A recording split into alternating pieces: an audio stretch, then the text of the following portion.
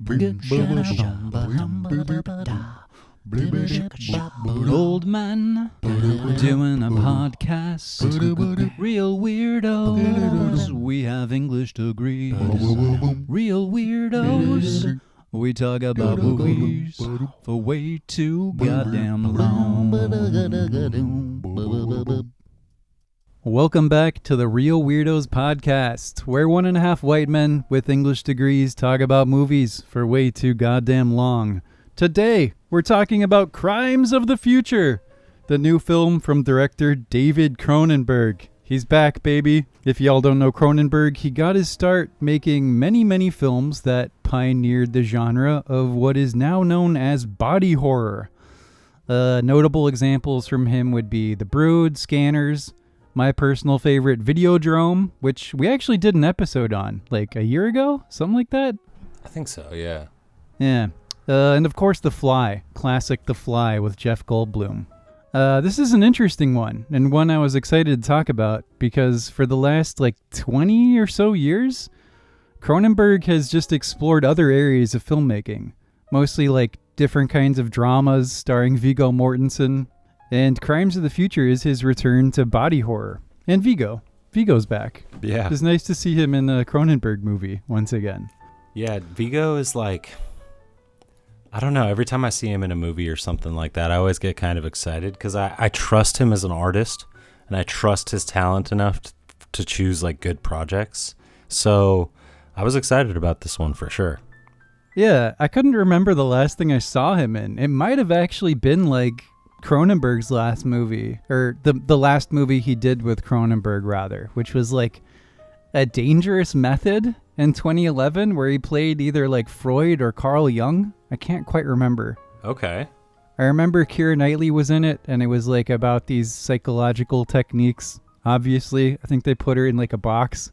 I can't remember. Nice. In any event, if you are listening to this and you have not seen the movie, I will give a quick synopsis to the best of my abilities. 3, 2, 1.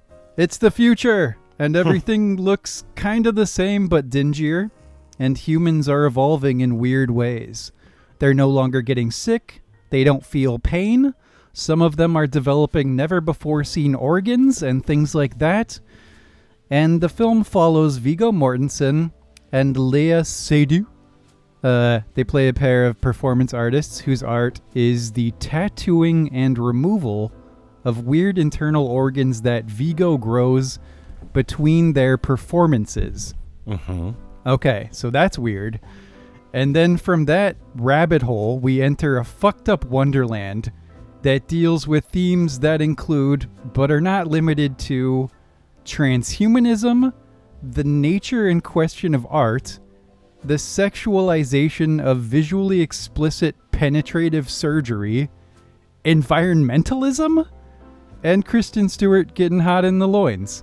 Yeah. And that's as broad as I can make this movie without saying spoilers. So, spoilers. But before we go into any more detail, Alexander Abair, my cohort, what did you think of Crimes of the Future? It was okay. It didn't blow me away. It was very flat. I never felt like there was any urgency in the film or rising action, falling action, anything like that. Maybe flat is the wrong word here. It was very quiet, tonally. It didn't change a lot. There wasn't raised voices. There wasn't music telling me, how to feel and stuff like that. It was very original, I thought, in the sense that obviously everything you just described is it was a crazy plot. Hard to pin down exactly what was going on in certain points. All the performances were really good, and I actually really liked the dingy, futuristic vibe that Cronenberg gave it. And some of the props were really cool and just really interesting. The fucking chairs that they sit in, or the beds, the Sarka bed thing, the furniture that, yeah, all of that flesh furniture reminded me of David Lynch's Dune a little bit, but it also reminded me of, I don't know, something what is that, H.R. Geiger? Oh yeah, Geiger and his like designs for Alien, Yeah. like the original Alien. Stuff that looked mechanical but was also organic, right? Like has skin and flesh and it's a lot of bioorganism stuff going on in here. What do you call it? Biomechanical, I guess? I think bioorganism is actually better because biomechanical is like we have inserted mechanical machines inside of a biological creature unit. But this is like the opposite, where it's like a chair or a bed made of flesh. Yeah. That they have those two weird ladies who come in and like calibrate it and salivate over it and stuff. And you're like, what the hell? That was an element of implied storytelling that I actually really liked. Like, you can make a whole movie about why, like, what the hell is going on with these beds and like the eating chairs. I know. And it's just such a weird Cronenberg-y thing. Right? Where you're just like, what the fuck? It's like, just like one element. We had to make it sci-fi, but make it fleshy, right? So like in The Fly, there's a good separation between what is human, organic, and what is a machine. The machine that Jeff Goldblum walks into is metal. It's shaped all uniform. You know it's a machine, right? The machine and the living are not the themes of this film, but much like in Titane, you have this then like weird blending of machine and like human identity. And in Crimes of the Future, the line that I was just talking about in The Fly is like totally gone. Because you have mechanical machines, but they have organic, they're like made out of organic material. Right? Yeah, they're like little bug things that like the instrument that they use to do the surgeries that we see in explicit detail. Mm-hmm. Or like, did you see Naked Lunch? He did the Naked Lunch movie. Yes. Yeah. So like the typewriters in that, how they're actually like these living beings. Mm-hmm. It was reminiscent of that. It's very reminiscent of just things that Cronenberg has done in many ways.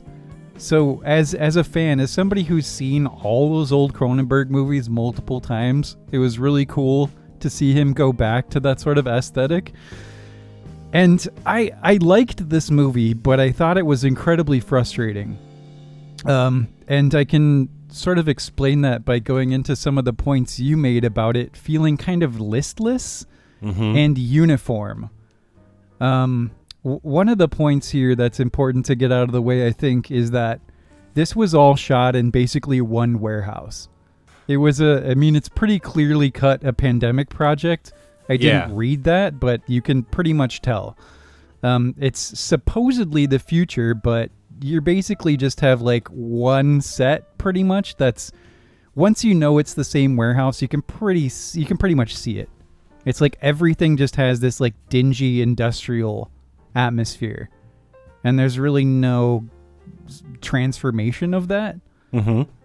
But then also, it's like the movie takes on all these different themes that it's trying to work with and really has trouble following through with any of them.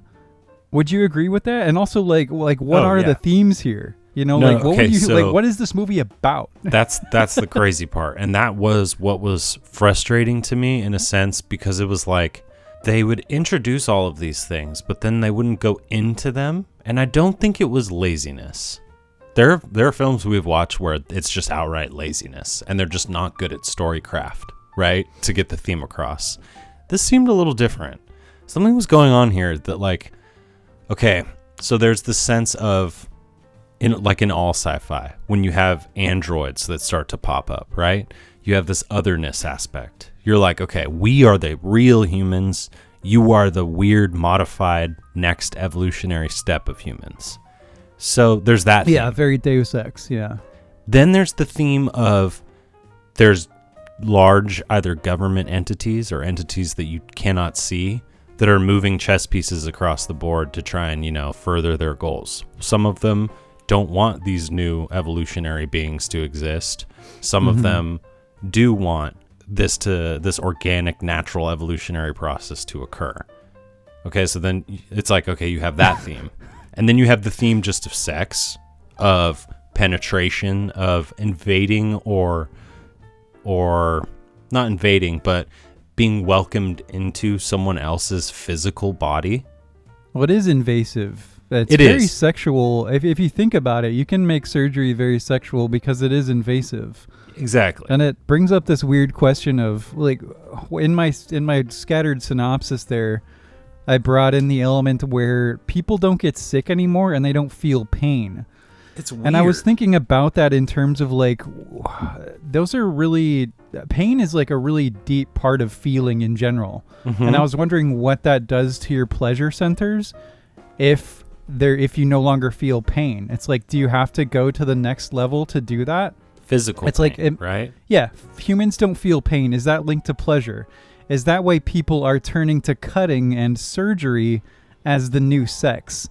And is Cronenberg commenting on something like apropos overstimulation? It becomes cluttered, right? The thematic center of this movie is rife with ideas, but there's almost too many for it to, like, coalesce into something. Like with Videodrome, I could say, okay, that is about X. It's about what the media you consume, you become it, right? Long it's live the pretty flesh, cut and baby. dry. Long live the new flesh. Yeah. Yeah. Whereas this one, it's like, there's just a lot. There's a This lot one going on. Is similar, though, in the sense where it's like you have a group that is basically carrying that torch of long live the new flesh, right? It's like, that's all I could think of. Like, everything is fleshy. All I'm seeing is James Woods screaming at the top of his lungs like a maniac about this. But I'm thinking, like, long live the new flesh. It's like, that was that little kid at the beginning of the movie, right? He is the new flesh of humanity. And Viggo. Yeah. Exactly. At the end. And then Exactly. the sort of and his, where maybe you Viggo's knew it is would like go. a little more, Viggo's is interesting for sure. The theme, there's like another added theme to all of that, right? Where it's just like this weird theme about humanity and identity and the limits that we'll go to fight against death, right? I love I think that was the biggest theme for me in the film. Was So this, can like, you explore that? What do you mean, fight against death? so the staving off of death, right? These like chairs that help people eat. And I'm like, why do these people need these chairs, right? Is it because their bodies are like decaying? But with Viggo's case, he does these surgeries because he grows these like extra organs that aren't needed, right? Yeah. But he's also in a very like dilapidated state physically. He's not like healthy, right? And he has a conversation with Lang, I believe is his name, the father of the child at the beginning, and the like de facto leader of that cell, that underground evolutionary cell. Yeah. He talks to him, and he's like, do you ever feel like you're just like putting off the inevitable, or you're like not going to be able to partake in like the beautiful natural organic process that is death? And like, so when he says that at the very end of the film, I always think, I'm like, is Viggo dying? Is he happy because he's dying, or is he happy because he's like, I can eat you're the forbidden talking about chocolate. his epiphanous moment where I think Lang had an intuition because he proffers the candy bar to him earlier, and it doesn't make sense that he would want to kill him at that moment at all, because he's still under the impression that they will do this surgery on his dead child and the world will see that there are these new humans who can essentially eat plastic. Yeah. You know, this whole idea of, that's where the environmentalism thing comes in, where it's like, where we are able to consume our own waste product as a society. You're like, wow, there's another layer here. But my reading of that was that he's been growing these organs all along, and that he is the new flesh as well as that kid. Got it. Like, he's growing them in order to be what all these guys did surgery to be, enable them to eat plastics and whatever poisons, you know. That's just my reading, though. I don't know. I mean, it's a weird movie, man.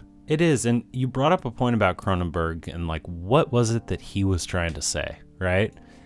When we watched a movie like The Matrix, the fourth one, it was pretty clear and quite obvious what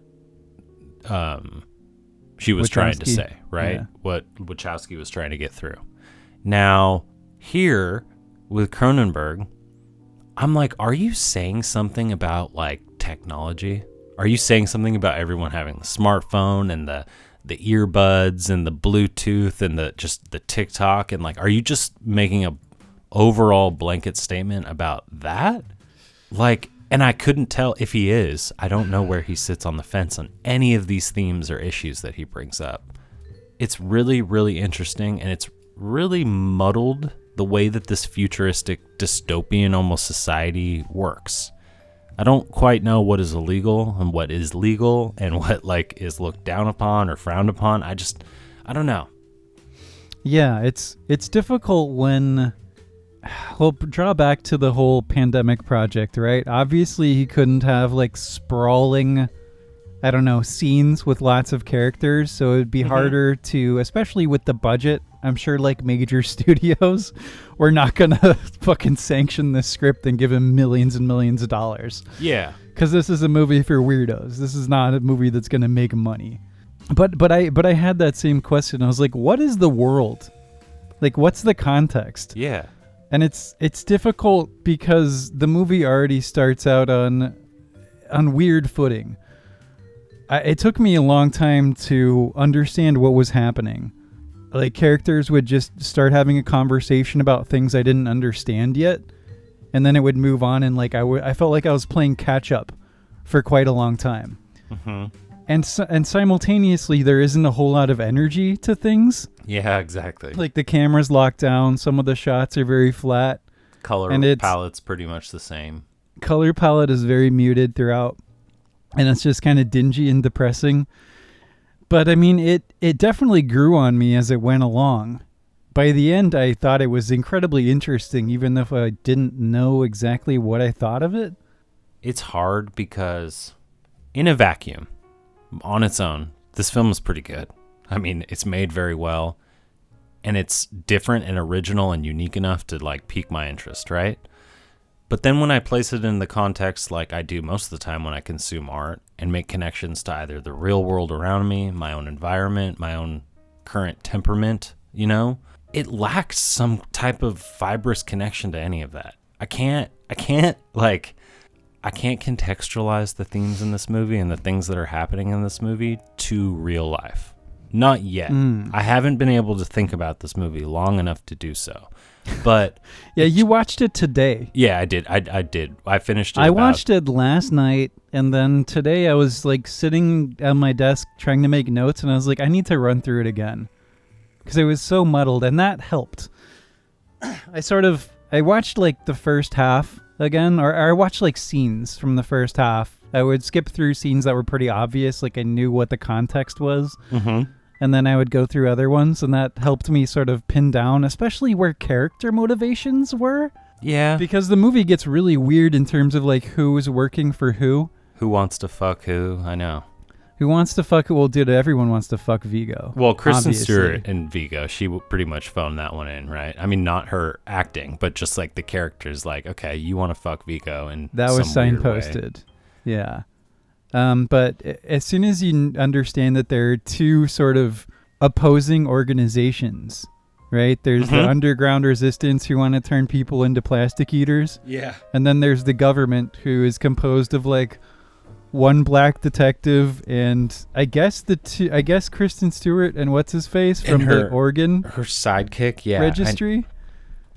Yeah. They're part of that. I didn't realize that the first watch. It was noted in some line of dialogue early on, which I saw in the second watch. And then I'm guessing that those two mechanic girls, the mechanic ladies, are part of the government as well, because they kill like non-government agents. They work for the company that makes the machines, and it's quite clear that the company is like in cahoots with the government agency that doesn't want any of this to happen, right? See, We're getting really deep into this, but the point is, like, all of these, like, weird connections on top of all of the thematic connections create a mess. It is, yeah. Like, the movie's a mess. It's a fascinating mess. It has really interesting ideas, good performances, fucking wild scenes. Mm-hmm. We'll get into that, but I don't know. I guess I'm in two minds about it, right? Because I want a movie to be coherent. I do. But at the same time, it's also really refreshing when a movie just has tons of ideas and sort of splays them out. Mm-hmm. And no matter how, like, weird it is, it kicks in with my English major, like, nerdiness. Oh, where yeah. I'm like, oh, cool, I get to dig into this and try to, like, figure it out and look at all these themes. And, like, I mean, I understand why this doesn't have a very good user score. Oh, yeah. I saw that. It's very slow. It's going to weird a lot of people out. People might think it's stupid or obtuse, but it's so interesting. And the fact that it has a lower user score than Uncharted is fucking miserable. I mean, I could expect that. You could expect that, but I'll never cease to be disappointed. I mean, it's interesting because it is fun to suss out the meaning of literature, right? It's fun to be able to pull out all of these little threads and try and see, like, where did they start? Where do they end? How are they twisted with each other? But I think that every once in a while, when I run across a really good short story or poem or book or movie or TV show that does this in any form of literature medium, there's this sense that it, like, is so well, it's close-ended, right? I don't know if that's not the right word, but it's like it's a finished, polished product. It's cohesive. I can close the book, put it on the shelf, and when I see the spine and the title, I can still suss out and pull out all of these different themes, but then still tell you exactly what the story is about, right? And then I can start giving my own interpretation of the story. This feels much more like a literature-heavy exercise, almost like a worksheet or something, where it was just like, read this paragraph, read this thing about the Jabberwocky, tell us what it's about, right? And I don't think that's bad. I just, like, I'm still trying to wrap my head around the whole movie and trying to find the like byline that goes through the entire thing, which I agree with you isn't necessary, but I like. It's just, I think it's subtle. That's like that's craft work of movies and films, when you can, do something like that, but then make it all one cohesive unit. I think of 12 Monkeys, the Dick movie we watched, the Philip K. Dick movie, Scanner Darkly. And when you said Dick movie, I just thought of the sausage fingers in Everything Everywhere. Oh my God, right? The hot dog fucking hands. That movie as well, though. Right? Scanner Darkly you're talking about, though. Yeah, but Everything Everywhere All at Once as well. Like, huge thematic movements in each of those pieces and each of those films, but still relatively cohesive that I could tell a story. Donnie Darko is much the same way. It gets weird. And it gets... There's a lot of examples. Yeah. So this one, I just am like, what is it lacking here, right? Because the performances are great. Well, yeah, I think it's having maybe a central sort of theme that overrides a lot of the others, and that, like, you can sort of pull something from a little more easily. Like, I personally have a lot of time for movies that are messy but have a lot of artistry and ideas, even if they're not totally coherent, because that's just what I like. But I can recognize, like, if somebody did not like this movie at all, I would completely understand. It seemed more coherent visually and superficially, though. It's Sorry. No, you're not interrupting me. You didn't interrupt me. I'm just trying to figure it out. Like, I watched this 1.5 times, and I'm still trying to figure it out. It's like a hard movie to say that I liked. I think it's just super interesting. It's has all these ideas in it, but like we keep saying, they don't really. Some of them cohere better than others. It's just too much. Yeah, it's almost like overflowing. You could have made this a mini series and had it like move through these sort of abstractions and these ideas. That's actually a really good point, because then it would take away that listlessness you were talking about. Because like you could end episodes of them finding out certain things about, like, oh, well, you didn't realize that this little boy was organically created like this or something, just like all of these little checkpoints that should have been there for emotional just oomph and gusto, not to manipulate the way that I felt about the movie, just to let me know what was happening in the story would have been nice, right? Yeah. Like Valhalla Rising is piecemeal and it's broken apart, but it's cohesive. But it feels right. And same with like The Lighthouse or The Vitch or, Antichrist even. Yeah. And a lot of the other Cronenberg movies we've talked about. Like, totally. There's a very solid main theme, and I think you hit the nail on the head here with the main theme, right? It's like pick one that is going to be the strongest and that will stand above the others. You can then make it related to the other themes, but I don't know. I wanted to say it was overflowing of themes, but it doesn't even feel like an overflowing. It's more like a leaking. I don't know. It's a leaking, just a little too many drinks in the punch. You're like, that flavor is a little like, overdone. Yeah. And it's also overplotted. And it's overplotted and undercharacterized. Right? Mm-hmm. You have like revelations of people working for who and then like people getting killed, but you don't care too much because characterologically it's pretty flat. Like I really liked what's her name? Leia Seydoux' character. I thought she was the most interesting and relatable and sort of well fleshed out. Mm-hmm. Viggo. I like every performance he's pretty much ever done, but who is the character of Saul Tenser? I don't really know. Yeah. I mean, it's like he's a renowned performance artist, right? Yeah. And in a movie like Pig, I was like, they sold him being an like Michelin star chef so well, right? He had that aura to him and there was that implied storytelling. But with Viggo and his little black like cloak thing and his mask, he sounded like The Witcher too. He sounded like Geralt. I was like, what is going on here? What is his deal other than he's sick? But I agree, Caprice, much more of a like fleshed out and deep character. But I love what you said about like people getting fired or killed, or you find out that they're working for a certain organization, and it just kind of, I want to say, because I might just be too dumb, it just went over my head. A lot of like what was supposed to probably be like gut punches in the plot were just like, oh, I missed that. I didn't know that was important. I had this thought I thought this as well too, man. It ended and I was like, is this movie too smart for me or not? Yeah. I was really frustrated by this question. And I think it was just, I could see all the things it was doing in the second watch in terms of like the narrative. The thematics are a whole other situation. Mm-hmm. But I saw it, but it's just like, I don't know. There wasn't a whole lot to latch onto character-wise.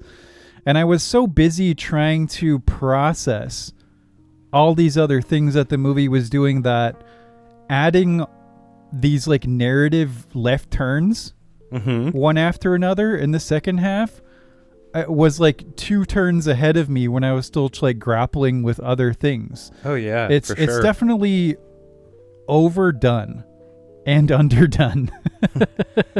Yeah, it's weird. It's undercooked. It's an undercooked movie, if I can put it that way. Oh yeah, definitely. That's a good point. All the elements are there. They're just, it's not quite done yet.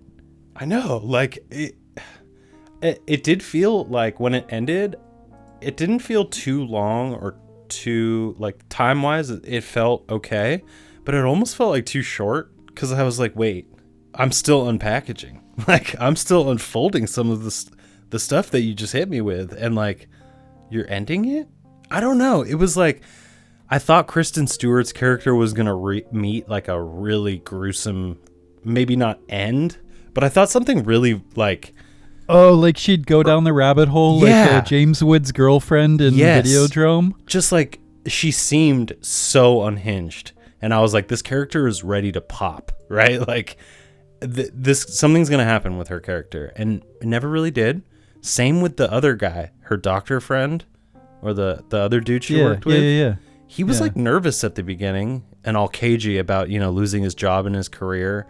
And then he went into some weird, like, obsessive thing where... They all do. Yeah, they couldn't stop going to the shows. Everybody starts... I keep saying down the rabbit hole, but I really like the phrase in this context. Oh, it's true. Because they all go into the fucked up wonderland and they all get, like, sucked into this, like, sexualization and eroticization. Eroticizing? Yeah. Fucking words. I always add too many syllables. They'll get sucked into this, like, this eros that is, like surgery. Voyeurism, yeah. They want to participate and get in the sark bed. It's like... You have, like... And they all just go down. They'll go down. But then they don't... There's no payoff to that, really. Yeah. There's a payoff to the sort of overarching narrative of, like, the plastic eaters, kind of. Depending on how you look at the ending and, like, when Viggo eats it. But in terms of, like, character-wise, there's no satisfying arcs.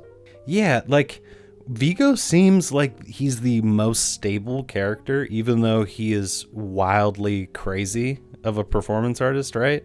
He gets, like, operated on and everything because he doesn't, quote-unquote... Well, he does feel pain. So I don't know what's going on with that one. But, some people do, some people don't. Yeah, like...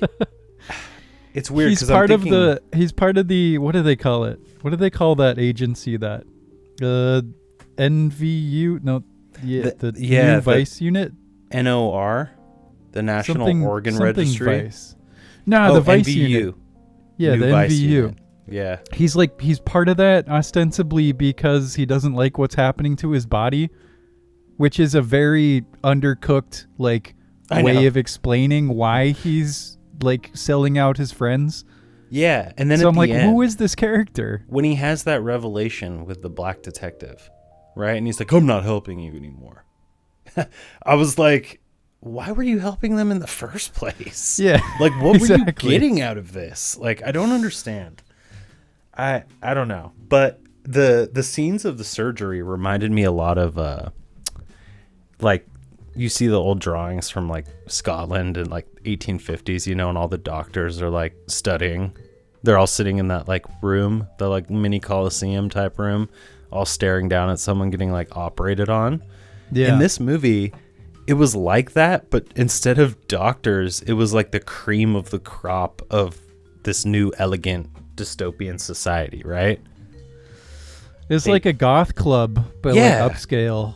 They had like in terms of the clientele. And shit. I don't know. Yeah, we can move on to that. I mean, characterologically and thematically and narratively, the movie is an interesting mess. Yeah, it has a lot of interesting things. I recommend watching it if you like weird movies, if you like Cronenberg, if you're okay with a movie being messy but well handled in some areas. I mean, Cronenberg is Cronenberg. He's been doing this for like 50 years. Mm-hmm.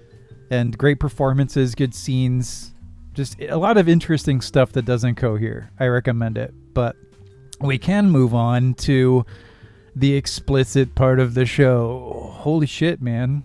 Were you uncomfortable at any time?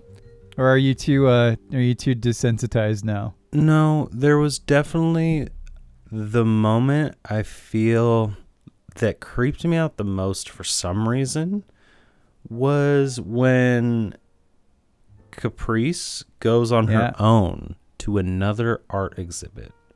And this woman there, this other artist presumably that she like knows, is like cutting into her face, right? Or getting her face cut into. And then there's another scene where like the party goers are like trying it out for themselves. And this woman has this like half moon scalpel type thing. And it's just grinding into the top of her hand. Oh, right? the foot. The foot. That's what it was. Yeah. It's like a pizza cutter. Mm-hmm. I don't know what you call it. It doesn't roll clinically, but it's extremely sharp, right? And you can see her. Even just the second time watching that, I was like, oh god. Yeah. And then for some reason, the conversation that she had with Caprice, the other artist, with all those cuts on her face. Yeah. It just disgusted the fuck out of me. And I can't tell you why. And it felt weird. I was like, holy shit, is this me being like super Western world, just like, that's disgusting.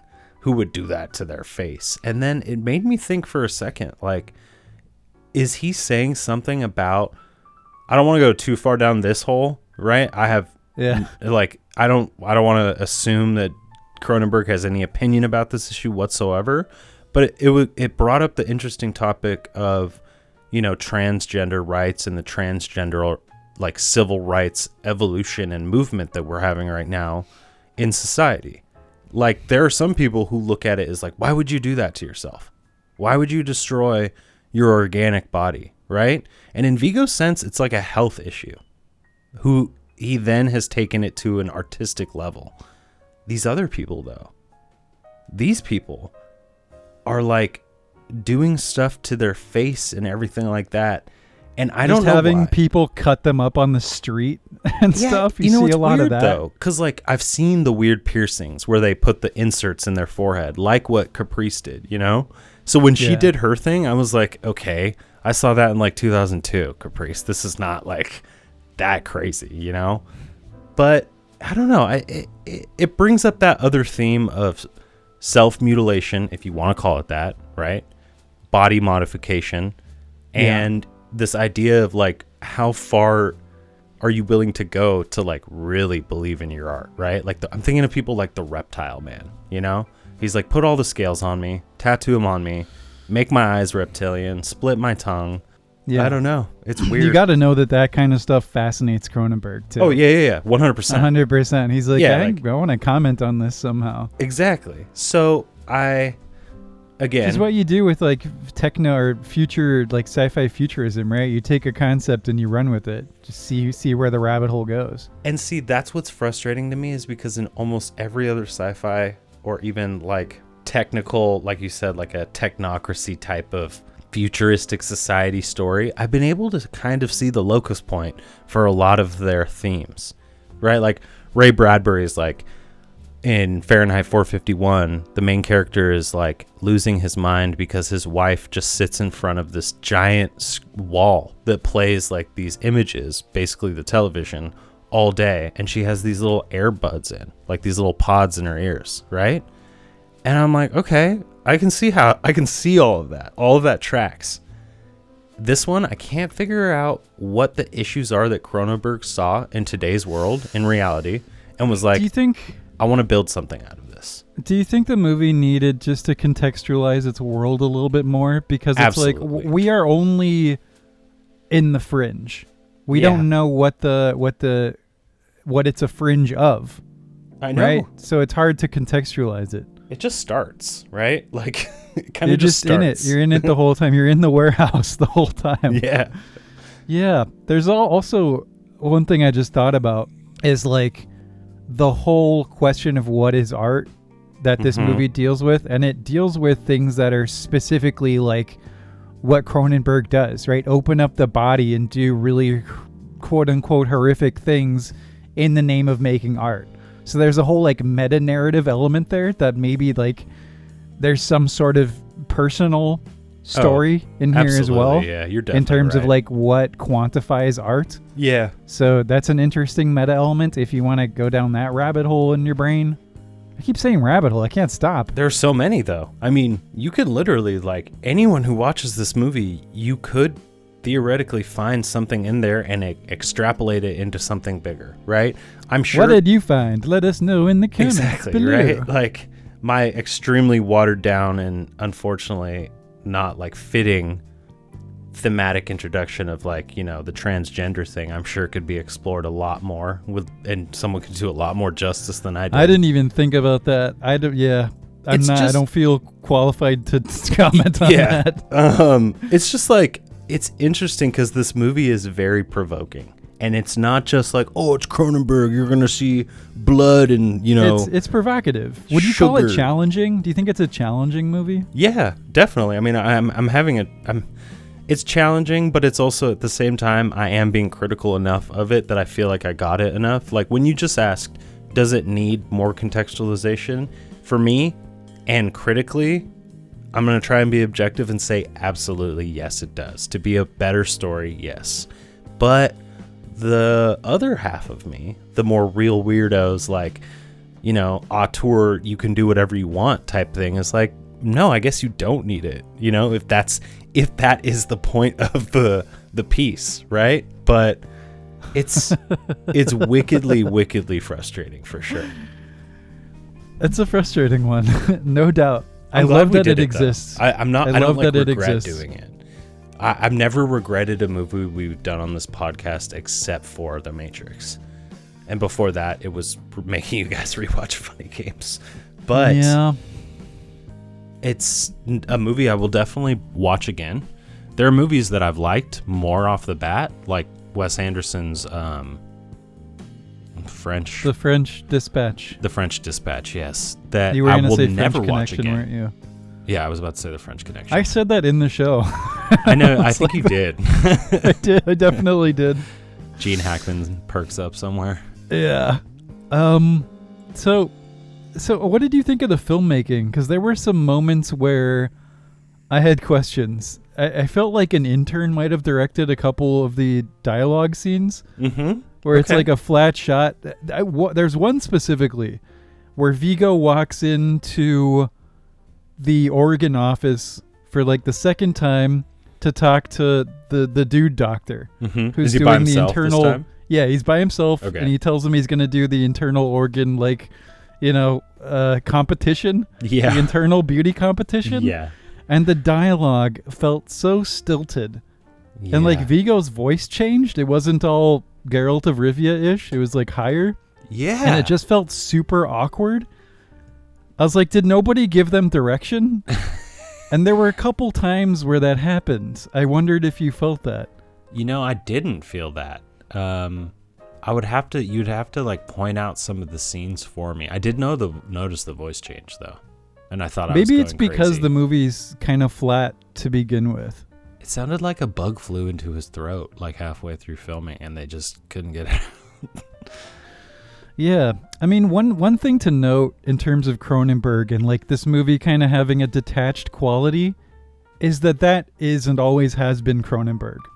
Cronenberg is never like, people always feel distant in his films.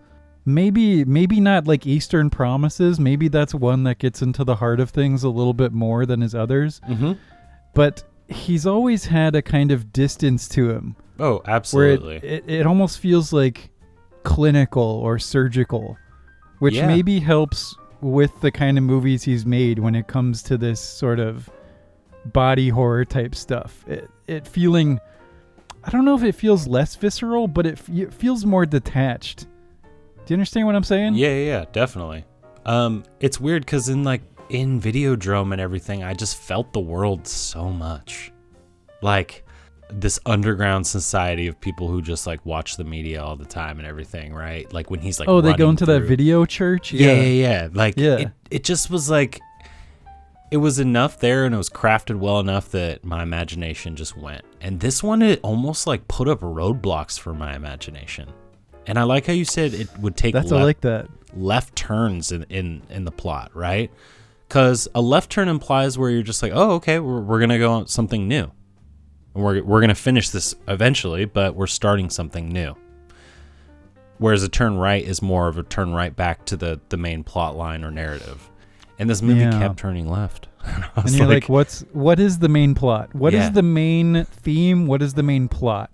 So contextually, what did you how do you like, I mean, I did a little research on it, right? Like about production and things like that. And okay.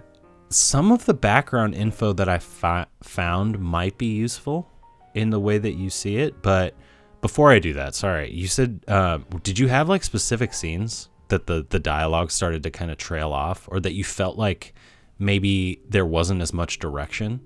Oh, like I said, when he goes into the office for the second time and talks to the guy. Oh, yeah. It felt so weird. And I can't remember, like a lot of this movie blends together as well. Mm-hmm.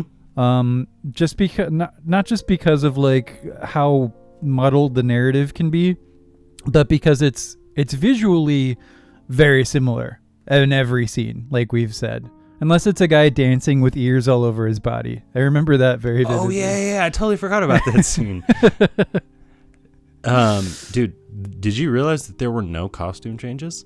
None whatsoever. So Viggo is always wearing that black I noticed thing. that Kristen Stewart dressed like a librarian the whole time. Yeah. The other doctor does as well. He's always wearing his pleated little khaki pants with his button-up shirt. And Leia Seydoux' character is the only one who... Is that how you say her name? Leia. I just say Leia. It might be Leah, honestly. Leia Seydoux. Yeah. Seydoux. Leia. Goddamn France. Yeah. Anyway, continue. Please. But they're all wearing the same outfit. Except for her. So the mother, she wears the same outfit at the very beginning of the movie, and then is wearing the same outfit when Viggo Mortensen is like interviewing her and asking her about the thing. The father. Do you think it's because they shot everyone's scenes in like one day? That's what I'm like. That's why I'm going back to this idea that you're saying, like, it's visually there aren't like a lot of deviations. Oh, gotcha. So I was just like, the whole time I was like, is this happening all in one day? Or is this like, are people sleeping? And well, he's obviously waking up in his little machine, so time is passing. But everyone is dressed the same. And I was like, this is wild. But the research I found was he wanted to do this movie in 2003. And it was called Painkillers. And it was he was like looking into the world of performance art, which I think you're right on the money, would be a niche area that David Cronenberg probably was very interested in. Yeah, makes sense. And it's like he had Ralph Fiennes as Saul Tenser, and then he had Nicolas Cage. Rafe. They pronounce his name Rafe, so when you say it, it's Rafe Fiennes. Yeah, it's pronounced Rafe. A lot of people don't know that. I had no idea. So but his brother just got the normal name. It's not Ray Fiennes like a nickname. It's Rafe Fiennes. It's just so it becomes Ray Fiennes. Ray Fiennes. Yeah. Oh, because I was confused by this when I heard it. So you don't say the L, you say the phonetic F sound for the PH, but because his last name starts with an F as well, you kind of can it just blends phonetically together. So it sounds like Ray Fiennes. Yeah. Ray Fiennes. Okay. Well, his brother is Joseph. So much easier, right? You're like, okay, I'm not Master Shakespeare. That. Yeah, exactly. The Man Who's in Love in 1997. Great movie. But Nicolas Cage. Sorry, what was our point? What are we talking about? Well, I was just saying, like, Nicolas Cage was signed up, and then he dropped out. That would have been great. And it was supposed to have a budget of $35 million, and it was scheduled for release in 2006. But because Nicolas Cage dropped out, Cronenberg kind of gave up on it, and he was like, you know what? I don't know if this will ever happen. And then him and Viggo hit it up, refined the story a little bit, and they were like, okay. I would love to see this movie made with like a budget and not during a pandemic. Yeah. I mean, and with someone like, okay. And make it like 3 hours. Viggo is good at playing in movies like this. Viggo is very good at playing like a very stoic and quiet character. I mean, he's a great actor all around. I've seen him do other stuff as well. But can you imagine the way that the energy of this film would have changed if it was someone like Nicolas Cage? Like, yes and no. Like, it would be, I mean, if it was made, this is like, think about Nicolas Cage 2006, right? Yeah. Like, this is prime national treasure territory. Yeah. I mean, this movie would have been. We're going to hide the Constitution in my body, okay? Yeah, right. Just close the zipper. Just close the zipper. I don't know, man. The zipper was actually kind of cool. Dude, that was when she goes down and starts like sucking on it. Uh-huh. Oh my God. I loved that scene because like everything was so sexual. Like it was just dripping with sexual tension and like want, but there was no sexual organs involved whatsoever. Right? That's the thing with this movie as well that I wanted to point out is like he's able to achieve like a real erotic energy with things that are not fucking erotic to me at all. I know. Like I'm not into like internal organs. I'm not into cutting. Exactly. But it's like And also props to Kristen Stewart for having a real hot in the pants performance that I believed. Yes. Absolutely. I could feel that performance. And when was she's different like than any of her other shivering ones. Oh my and God. wanting to like I know. wanting to fuck Viggo basically and makes out with him. I was like, damn. I felt that erotic energy for sure. Oh yeah, she was really good actually. And I was kind of surprised because I thought she was done for, dude. I've seen her, you know what? I've seen her in scattered things and she's been like not bad. Yeah, she had this like quirky little mannerisms and acting idiosyncrasies from Twilight that she could never lose or shake, it seemed. I never saw Twilight, so. Well, every single movie that she was in, she would play that kind of mousy kind of play with your hair, scrunch up the face, do like these weird things. Yeah, she was in like Snow White and the Huntsman and stuff like that. Fucking movie. But she's played a lot of different stuff. I think she's really trying to break out. So yeah, good so when for I her. saw like this, she played like a badass in Underwater. Dude, I was like, this is actually fucking cool. Like, this is like cool to see you in a role that is totally different, and I'm actually interested in your character. So yeah, definitely that sexual energy just jumps through the screen when she's on it, right? But like that moment between Caprice and Saul, when she's going like quote unquote down on him, I guess, is like very. I mean, it mimics fellatio, right? The woman getting on her knees and things like that. The man like bearing himself, but it was so weird because I was like, what are you tonguing? What are you doing? What is the actual mechanical process that is like, giving him pleasure? And he says something like, don't spill it. Yes. And you're like, oh, dude, I was like, oh, God, what? I know, that was also like, a very sexual line. Oh, I was not a happy camper at that moment. And dude, it's hard to make me squirm in a movie. That was so It's hard. Because it's like, do you tongue the zipper? Do you unzip the zipper with your mouth? Like, what is it that you're doing? Is like, is it just he's getting off on the psychological like process of knowing that he's like letting someone into his body like that? Well, dude, you see when they do the surgery the first time in terms of like the performance, you see she's doing it. She's removing his organs, and you see his like he's like fucking getting off on it. It cuts to his face and he's like, baby. You get to see Viggo's like O face. Yeah, I know. He's like stroking his chest, his like bare chest, as he's like just ejaculating into whatever it is. Dude, if we had fans, if we had people that listen to the show, I'd be like, somebody make a super cut of just like things that happen in this movie that we're talking about, just to make it as weird and confusing as possible. I mean, because like these I have to check myself sometimes when I'm saying sentences and being like, yes, that is a thing that happened in this movie, right? And I mean, I guess in this conversation that we're having right now about like the sexual energy that Cronenberg is able to convey without it being sex, that's pretty cool. That's like there's a level of talent there, or like he knows stuff about the human body, the way it's presented in the art and the media that gets people going. Right. And he directly addresses that in this film. So you're right that it has this like meta nature to it. But oh my God, like I just didn't expect some of the feelings I had during some of the scenes. I was like, this is wild. Even more so than Titane. And Titane was trying to be a sexual movie, right? Like she literally is fucking cars.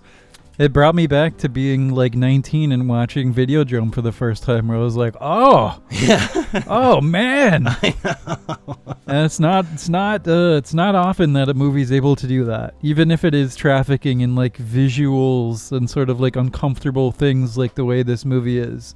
But yeah, it's some of the stuff going on there was more uncomfortable than Titane or High Life. Which is also a movie I greatly recommend. Alex and I covered it. Nobody has seen that movie, but they really should. Robert Pattinson. So if our Twilight connections are strong this episode. But yeah, I mean, it makes sense that it would be Cronenberg to elicit that reaction from me again, you know? Oh, for sure. And like, it's interesting because what I was reading was he hadn't really returned to the the sci-fi genre since like 99, right? Like this. Yeah, I think the last one is Existence. Okay. Yeah. So it's interesting to me because I'm like, what made you want to do this again? I'm not like questioning him in any way necessarily. It's more of just like I want to know what was going on in David Cronenberg's world. Oh God. Where he was like, I want to bring this movie that he had previously said, I'll probably won't do this, you know? Well, I think there's a combination of factors if I were to guess. And this is all a complete guess. Number one is, what kind of movie can I make in a warehouse during a pandemic? Okay. Number two is, he's 80 years old now. Oh, damn. And he probably wanted to, in some way, like, kind of draw back to and maybe put a bow on the kind of thing which he's known for, which is, like, using the body horror type of stuff, or the exploration of the human body to act as a metaphor for, like, more broad social and psychological themes. Mm-hmm. Which this movie, as we've said, does not do as successfully as something like Videodrome, but it is sprawling. Like, he's commenting on a whole lot of shit here. Yeah. And yeah, I mean, that's my guess. I think, like, he was drawn to that for so many movies for a reason. And after not doing them for so long and, you know, having the limited time that we have on this earth, maybe he just felt the need to revisit it in some capacity. Yeah.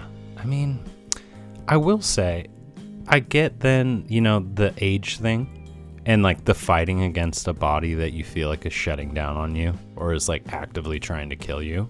So he's probably feeling some of that, or there probably is maybe a little bit of that flavor injected into the movie as well. So yeah, it probably would have been maybe a more younger of an existential like struggle in 2006 with someone like Nicolas Cage, right?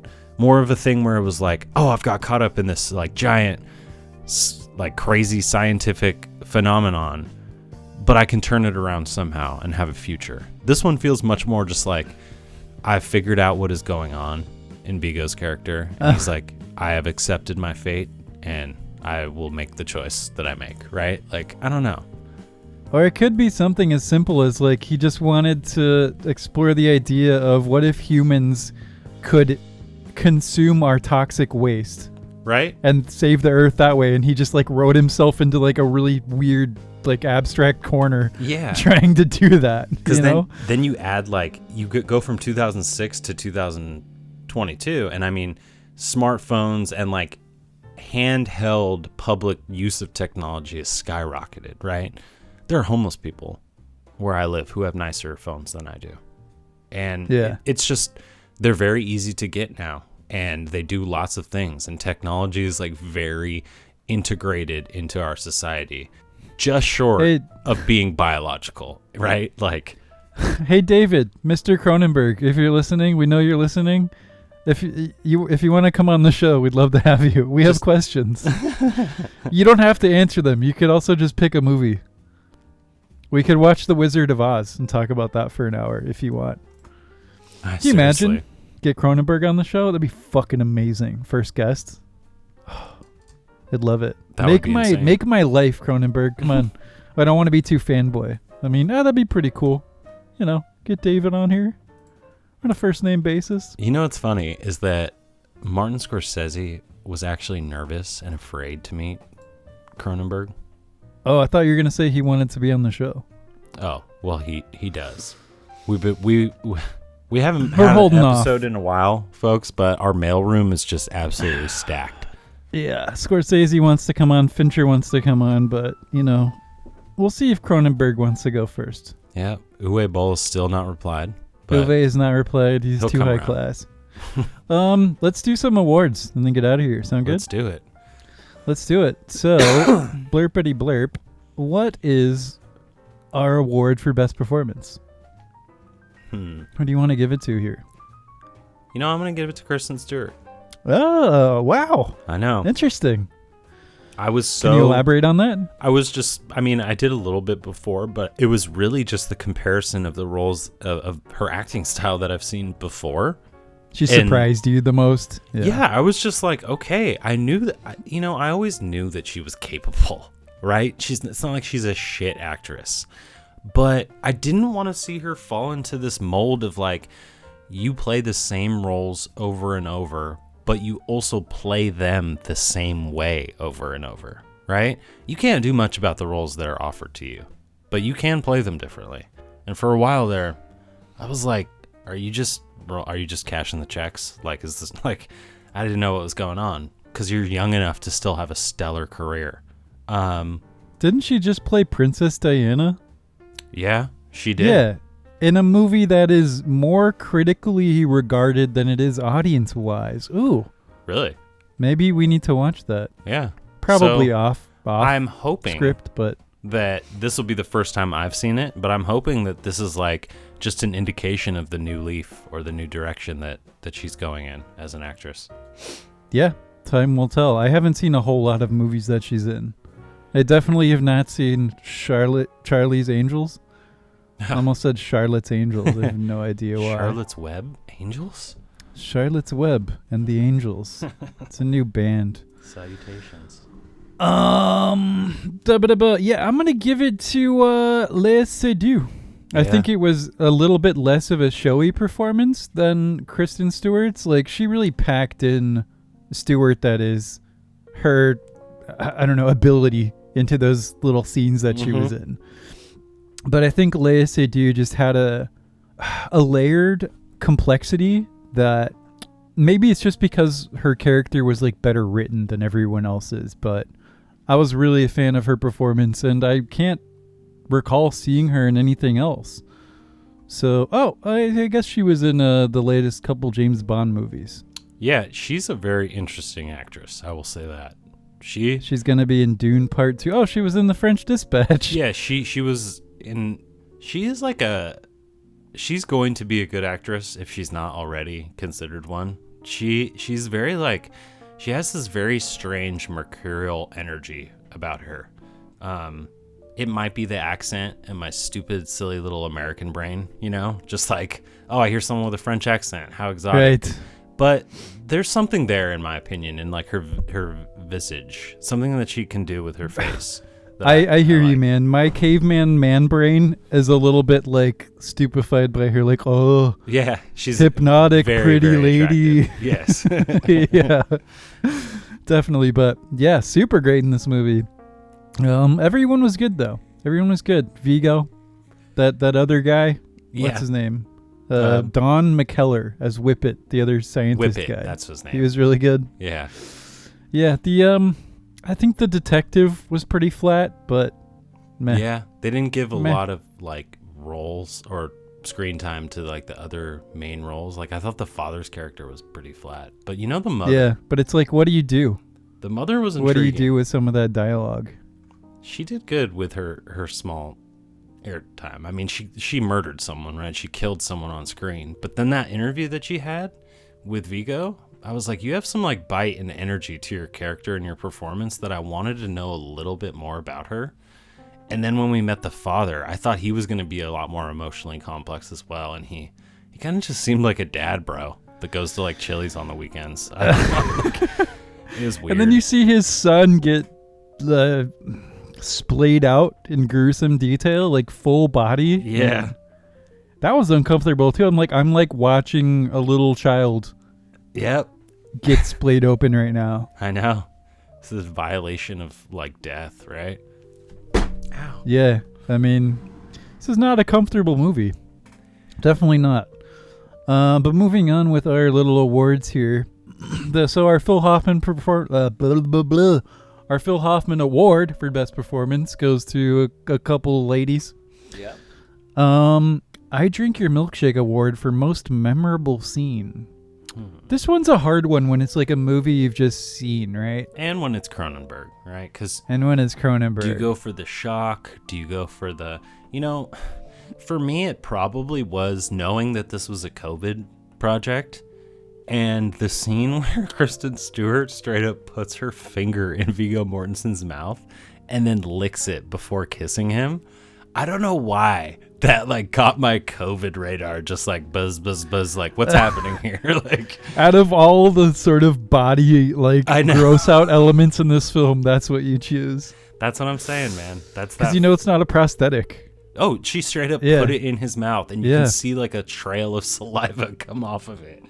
I like to think that Kristen Stewart wasn't acting in this movie. She was just that overtaken with Viggo. I mean, even at age 67 or whatever. Incredibly handsome man. And he's not even, and he's just so cool. Viggo's like the Still kind of guy. Still looking good. He's like, I don't know. There's a guy that would take you out on a date, I guess, right? That'll like cook you a steak and like potatoes or some shit, or your typical movie and dinner date. And I feel like Viggo would be the guy that's like, oh, we're going to have some lunch, but then I'm going to take you, we're going to go to an archery range or something, right? Like, I don't know. Viggo just seems... Is that just because you've seen him in Lord of the Rings? Oh, you know it. And Hidalgo. Such a good movie. Love that movie. I don't remember Hidalgo at all. I'm surprised I remembered the title, to be honest. Viggo's just seems like a very cool guy. He does, actually. He seems like a really genuine artist as well. Doesn't choose like a lot of junk. Yeah.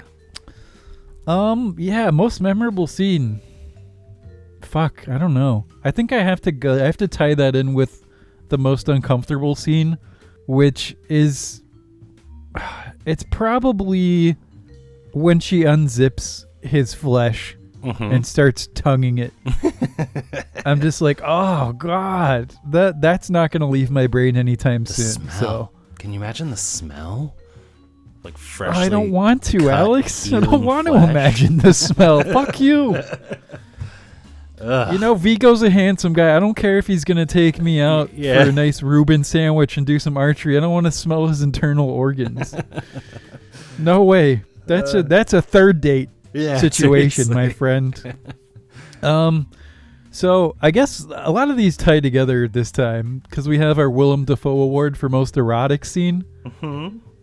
That might be a tie, right? There's the one where they're sitting in the bed together and they're not having sex, but because surgery is the new sex, the bed is just cutting them. Yeah, they're both getting just operated on. Yeah, and they look so like angelic and at peace in their minds, and it's just like slicing away. Fucking this, it's still weird to me the sentences I'm saying about this movie sometimes. That was definitely the most erotic scene. So there's that one. I mean, the tonguing, there's nothing quite as, personal as tonguing somebody's internal organs. Yeah. But then I think the moment of like pure eroticism that I felt the most was just from Kristen Stewart creaming her panties. I know. Over Viggo in that scene. You could feel like the humidity in the room go up, or like the set go up every time she came in. Like her hair was kind of greasy. She was kind of like sweaty. She was very shaky and nervous, and I was like, Jesus. Yeah, so I'm going to give it to that. Our Willem Dafoe Award for most erotic scene, I'm going to give to just Kristen Stewart. Do you agree? Oh, 100%. Easy. All right. Well, our last one, our Frozen Banana Award for most comedic scene. Does that... I don't even know if that applies. No, there's not a lot of levity here. Unless you find like children being like snuffed out with a pillow to be comical, in which case please go seek help. I guess the funniest scene was when that guy unwittingly just chomped into that chocolate bar and like seized. I don't know. And like that wasn't funny. People just watched him like fall down. I know, that's what I mean. It's just like that scene was just weird to me because I was like, what are you doing? Why would you eat that? Like this other patron just slammed this chocolate bar onto the bar. Why would you eat that? Like, do you think he was fishing there? Like wanting somebody to eat it? It seemed like it. I think so. I think he was eating it himself and then put it down to show like, hey, it's fine. And then that guy took a bite out of it and it was just like, yeah, and then he walked away, right? Yeah, that was weird. But I don't know why he did that. Yeah. I think if anything, it was me chuckling at moments when Viggo just sounded like Geralt. Yeah, that's true. That's the most comedic element of the film for me, where I was just like, wow, he could play The Witcher in the next, game. Seriously, I guess. If they give us like a Witcher 4, like 20, 40, 30 years down the road, however many years down the road. Yeah. Well, they got CDPR has to up their street cred again after Cyberpunk, so maybe they'll just do another Witcher. Who knows? But now that that's a signal to end when we start talking about video games. So yeah, Crimes of the Future, man. Really interesting, fascinating, I dare say, mess. It has great performances, really interesting scenes, a million different themes you could point to, but struggles to cohere both characterologically and narratively and even thematically. It's just a big old honkin' interesting mess. Yep. Bite into it. Feel the Bite flesh. into it. It's a lot of different flavors. Yeah. And for fuck's sake, I mean, just to end on a small rant, I know it's to be expected that some garbage like Uncharted is going to have a better user score than this, but that is so fucking sad. It's pathetic. Yeah, this movie has problems, but it has vision, it has talent, it has a whole load of ideas, and even if they don't cohere, it's at least artistically interesting. It's not just some fucking schlock stamped out by the studio. It's not a candy bar made out of industrial waste. Yeah. That's what Uncharted is. It's one of those fucking candy bars in this movie. And right now, everyone's eating it and is totally fine. And this is real food. This is an interesting dish that you haven't had before. Yeah. Go check it out. Take a break from McDonald's, you cunts. Unzip the belly and stick the Unzip tongue in. the belly. Don't spill. Don't spill it. All right, Reel Weirdos. 1.5 white men with English degrees talking about Crimes of the Future. That's the title for way too goddamn long. Thanks for listening, and we'll see you guys next week. Have a good one. Enjoy your internal organs.